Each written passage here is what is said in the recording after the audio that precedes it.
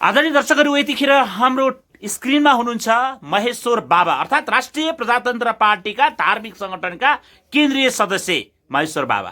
बाबा, स्वागत छ यहाँलाई। नमस्कार। के छ दिनचर्या अहिलेको? अब अहिलेको अलिकति वातावरण ठिक छैन। हावा हजुर हुरी, हजुर वातावरण हावा हुरी। हजुर अहिले त अब कस्तो हावाहुरी भन्नाले के? नेपालमा राजा ल्याउन तम्सिनै भएको छ? नेपालमा राजा चाहिन्छ। नेपालमा राजा भनेको मौरीको रानो रे। रानो नभएपछि सबै मौरी बौलाउँछन्, टोकेर हिँड्छन्। राजा यो चुपो लाएर बस्नाले सबै जनता बौलाइरहेछन्। त्यस कारण राजा चाहिन्छ। नेपालमा राजा खाँचो छ। मौरीको रानो हो। होइन, कसरी विश्वास गर्ने के? तपाईँको पार्टीलाई नेपाली जनताले 25-25 सिट दिएर पठाउँदा तपाईँको पार्टीका अध्यक्षले विश्वको मौलिक संविधान भयो, उत्कृष्ट संविधान भयो भन्नुभयो। अब जब सत्ता चाहियो फेरि राजाका कुरा उठाएर यो व्यापार कहिलेसम्म तपाईँहरू? यो राजामा व्यापार हुँदैन। युगे युगे नेपालमा भनेको राजा। नेपालमा नयाँ नयाँ जहिले पनि नयाँ आउँछन्, तर राजा नयाँ हुँदैन। जहिले पनि एउटै हो। होइन, तपाईँको पार्टीको अध्यक्ष कमल थापाले त त्यो कुरा भन्नुभयो नि त, विश्वको उत्कृष्ट संविधान भन्ने, अनि फेरि नेपाली जनतालाई मूर्ख बनाउन खोज्ने। नेपाली जनता मूर्ख होइन। 100 नेपाली जनतालाई राजा चाहिएको छ। चाहिएको छ, दिएकै थियो त। तपाईँहरूलाई 25 सिट दिएको होइन? दिएर के वनसाङ्लाले घरसाङ्लो खायो अरे। अरियालहरूले खाएपछि अरियाल भनी छ नि, अरियालले मौरीहरू समुदाय लाँदै गए। तपाईँको पार्टीको अध्यक्षले किन नोटअप लेख्नु भएन? तपाईँहरू चाहिँ जे पनि गर्ने भने, जसरी पनि फटाई गर्न मिल्छ, फेरि नेपाली जनतालाई मूर्ख बनाउने। मूर्ख होइन, जनताले सबैले घर घरमा कुरा बुझेको छ। राजा आऊ देश बचाऊ, छाती छातीमा राखेको छ। आफ्नो कुल हो। होइन, नारा त भयो, तर नाराको नाममा फेरि नेपाली जनतालाई मूर्ख बनाउँछु भनेर फेरि आउने भने होइन। यो मूर्ख बनाउने भने त यो अलिकति पैसो र भैँसोले लड्काएर लगे, किनेर लगे। जस्तो वनसाङ्लाले घरसाङ्लो खायो नेपाली भनेपछि तपाईँको अध्यक्ष पनि पैसामा डलरमा जानुभयो। डलरले उडा हामी गएको छैन। तपाईँको अध्यक्ष कमल थापालाई पनि पैसा कतै कतैबाट छोड्यो। होला त्यही भएर नि बिग्रिन्छ। नत्र भने सत्य भनेको राजा हो। राजा आऊ देश बचाऊ। निश्चय नै दर्शक, यतिखेर उहाँले भने जस्तै राप्रपाका अध्यक्ष कमल थापाले डलरले छोयो। अब यही विषयमा रहेर कुरा गर्दाखेरि तपाईँको विचारमा चाहिँ नेपालमा तपाईँले उठाउँदै आउनुभएको हिन्दू राष्ट्र र राज संस्था होइन, भर्खरै पार्टी एकीकरण भएपछि अस्ति शक्ति पनि देखाउनु भएको छ तपाईँले। यताकता धेरै ठाउँहरूको शक्ति आइसकेको छ। अब भन्नुहोस्, तपाईँहरूकै पहल कदमी हुन्छ या यो झुन्ड गुण्डमा राप्रपाका धेरै गुटहरू छन् राजावादीहरूका, ती गुटहरूमा अब राजावादीहरूलाई एक सूत्रमा ल्याउनको लागि तपाईँ जस्ता धार्मिक सङ्गठनका, तपाईँहरू जस्ता धार्मिक नेताहरू के गर्दै हुनुहुन्छ? अब एकजुटमा आउँदैछन्। नर नारी जनजाति आदिवासी आउँदैछन्। यहाँ त सम्म छ क्या। प्रान्त आफ्नो उसमा आउँदैछन्। सबै नाइ हुँदैन। कुना काप्चा हिमाल तिमाल पाहाडबाट आउनुपर्छ। यहाँ काठमाडौँबाट होइन, पाहाडबाट आउनु पर्यो। राजा चाहियो। राजा भन्ने मनको राजा, मौरीको रानो हो। रानो एउटा भनेपछि तपाईँको पार्टीले राजतन्त्र ल्याउँछ। कसरी ल्याउँछ? राजा आउनै पर्छ। कसरी राजा आउने 3 वर्षभित्रमा राजा नाइ हुँदैन। घरबाट एकले उठाएर ल्याउँछन् राजालाई। होइन, राजालाई एउटा कुरा नेपालीमा तपाईँलाई पनि अवगत होला गुरु, एउटा कुरा छ के, राजालाई नेपाली जनताले फालेकै होइन नि, होइन र? राजा जहाँको ताई हो, फालेको छैन। हेर्नुहोस् न, नारायणीबाट राजा सिंहदरबारमा गएर प्रधानमन्त्री बन्न खोज्दा प्रधानमन्त्री फालिएका हुन् नि त। भोलि लोभ लालच फेरि राजामा हुँदैन भन्ने ग्यारेन्टी के? नेपालमा भनेको लोभी राजा, व्यापारी राजा, लोभी बाहुन यहाँ टिक्दैनन् रे। भनेपछि के ज्ञानेन्द्र शाहले सबै व्यापार छोड्छन् त? अब ऊ त सोचितानन्द सधैँ आनन्द, मजासित हेरेर कम बोल्ने धेरै कुरा गर्ने, कम बोल्ने धेरै काम गरेर भन्नु। उहाँ बोलेको छैन। होइन, उहाँ नबोल्दैमा के व्यापार छोड्नुहुन्छ त उहाँले? नेपाल त टप 10 भित्रमा उहाँ व्यापारी पर्नुहुन्छ। होइन, त्यो पर्नुहुन्छ, तर उहाँले त्यो गर्नु। त्यो त उहाँको हावा। त्यो मान्छेले हावा दियो, लाइट दिए। मौरीको रानोले कहिले पनि राजा भने मौरीको रानो हो। होइन, एउटा भनाइ नै छ नि, व्यापारी राजा हुँदैन। नेपालमा टिक्दैन। होइन, व्यापारी राजा हाम्रो शास्त्रले टिक्दैन नि त। तपाईँ त शास्त्रको ज्ञाता पनि हुनुभयो। मलाई भनिदिनुहोस्, यसरी राजाले व्यापार गरेका राजा फेरि आउँछन् भन्नुभयो कि व्यापार छोडेर आउँछन् भन्नु खोज्नु? होइन, राजाले व्यापारै गरेको छैन। हाम्रो गफ कुरा हो। किन? कोही कुन ठाउँमा व्यापार गरेर ल्यान्छ? कुन देश पैसा छ? मैले देश होइन, उहाँको कम्पनीहरू छन् नि त। कम्पनी हुन्छ, अब त्यो त चाहियो नि सबैको। मौरीको रानोले केही चाहिन्छ? अब राजा भएपछि छोड्नुहुन्छ उहाँले? होइन, राजालाई सबै थोक चाहिन्छ।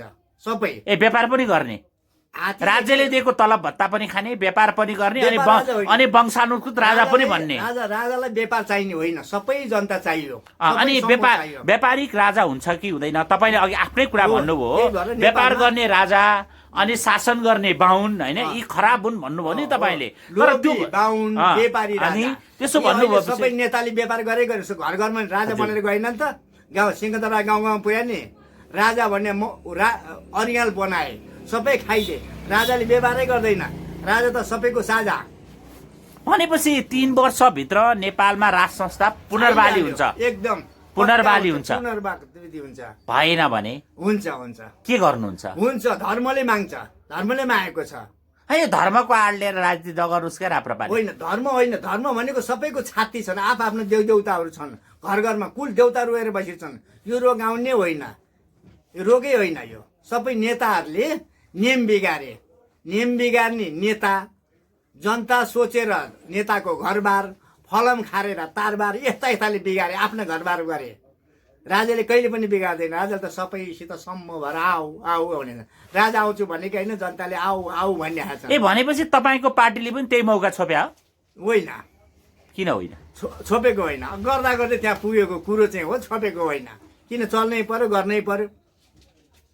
भनेपछि नेपालमा राज संस्था आउँछ तपाईँको भविष्यवाणी पनि छ भने हामी राजा पार्टी हौँ, एक्लै पनि हामी राजा हौँ, हामी डराउँदैनौँ।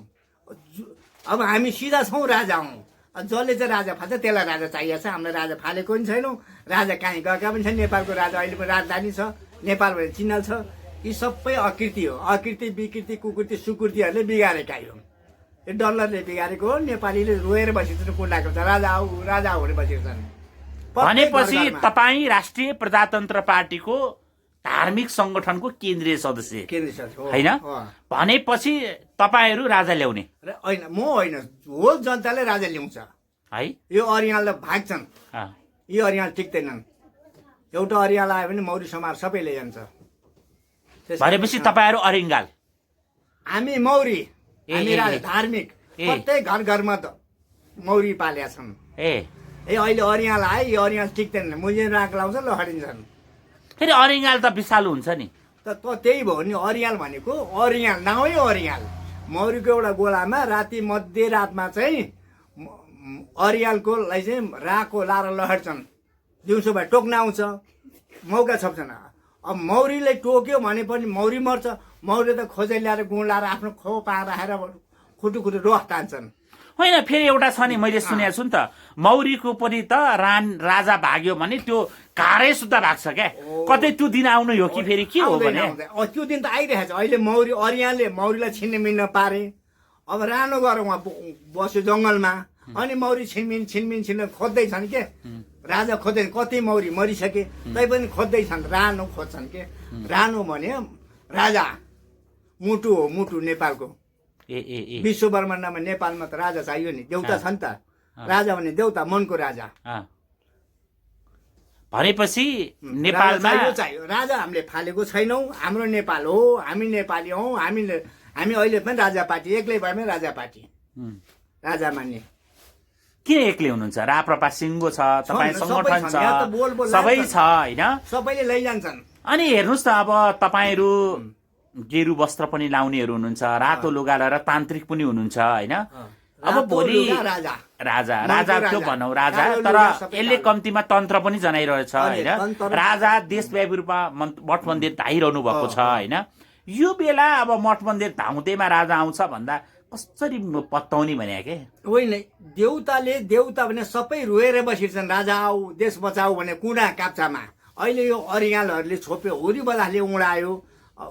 अनि भनिदिनुहोस् न त, हिन्दू आदि राष्ट्र चाहिँ कहिले आउँछ त? फेरि राजा मात्र हो कि हिन्दू राष्ट्र पनि? राजा सहित हिन्दू राष्ट्र आउनु पर्यो। हिन्दू राष्ट्रले राजा ल्याउनु पर्यो, हिन्दूले चाहिँ ल्याउनु पर्यो। राजा एक्लै राजा आएकै छैन, राजा यी छन्, तर हिन्दूले ल्याउनु पर्यो राजालाई। रानो बनाउनु परेन? अहिले रानो मौरी छिनमिनिरहेछन्। के भनेपछि तपाईँको पार्टीलाई फेरि पनि सत्तामा लगिदिनु पर्यो नेपाली जनताले? जनता लगिरहेका पनि छन्, सबै लगिरहेका। 25 सिट हुँदा संविधान भन्दा नोट अफ नलेख्ने, युएनमा जाँदा परराष्ट्र मन्त्रीको हैसियतले तपाईँको अध्यक्षले विश्वको उत्कृष्ट संविधान पनि भन्ने, अनि फेरि अब नेपाली जनतालाई मूर्ख बनाएर लगिदिनु पर्ने होइन? नेपाली जनता मूर्ख छैनन्, आशावादी छौँ हामी। सबै आशावादी सबै मनमा छन्। बोल बोल माछा मुखभरि पानी, यी त अरियालले बिगारेको छ। अहिले पनि अरियालले, नामै अरियाल कामै अरियाल। मौरीहरूलाई त चिन्न मिन्न पारिरहेका छन्। मौरी त प्रत्येक घर घरमा छन्, देउता समातेर बसिन्छन्। हे प्रभु, हे परमेश्वर, हे परमेश्वर, राजा आऊ, राजा भन्ने मनको राजा। भनेपछि नेपाली जनताले अपेक्षा गरौँ, हामी आज 2077 साल पुस महिनाको 19 गते यहाँसँग कुरा 20 गते कुरा गर्दैछौँ। भनेपछि म अब यहाँसँग भने तपाईँसँग मैले कुरा गर्नु पर्यो भने अब 77, 78, 79, 80 80 को पुस महिनाको 19 गते भित्र नेपालमा राजतन्त्र आएन भने महेश्वर बाबा के गर्नुहुन्छ? आइसक्छ, केही गर्नु परेन। आएन भने तपाईँको जिम्मेवारी के? जिम्मेवारी आउँछ, आएन भने तपाईँ के गर्नुहुन्छ? आउँछ आउँछ आउँछ आउँछ, आउनेवाला छ। यहाँले समय दिनुभयो, धन्यवाद। धन्यवाद। अब